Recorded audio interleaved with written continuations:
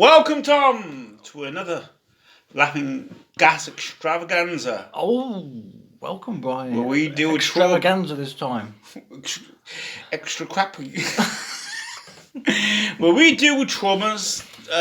Tonight we deal with problems where we've been wounded by moral dilemmas. Shall I begin? Yes, please. Thomas, okay. Yes.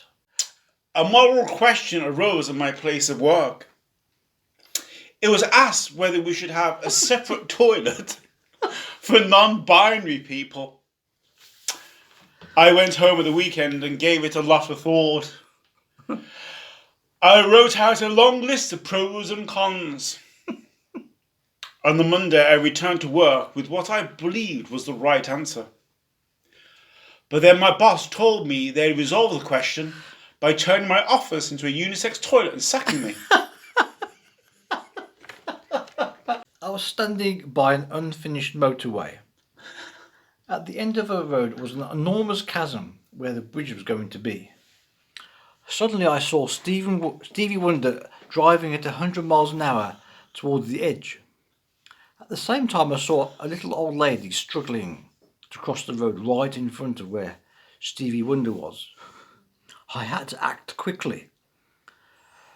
So, as I was videoing it, I put on a clown face as a filter on the old lady as she span into the air, and I just caught Stevie plunging to his doom. I was hard pressed, trying to finish the master's course I had taken on in my spare time.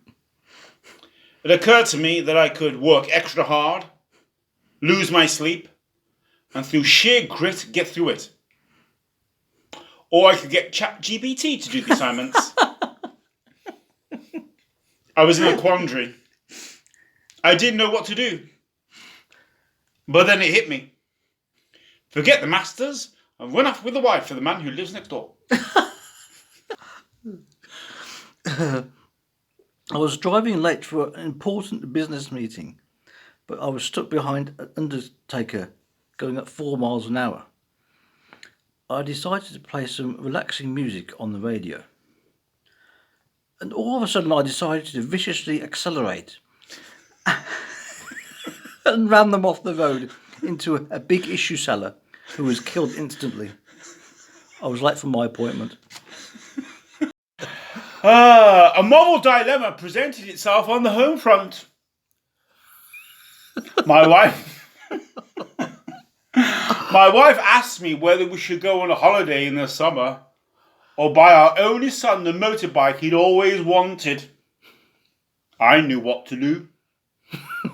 I went to the motorbike shop and bought the most expensive motorbike they had.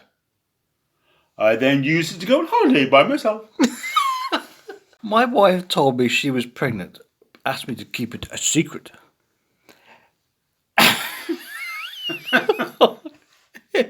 She started having panic attacks at night, so I went to see the doctor. The doctor asked me what was wrong with her, so I said she had AIDS. The doctor sent me to get some medication from the pharmacy. When I got home, I found my wife in bed with my doctor. He got up and came at me with his stethoscope.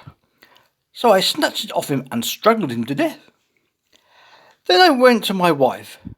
She wasn't pregnant, but she did have AIDS. A dear uncle of mine passed away.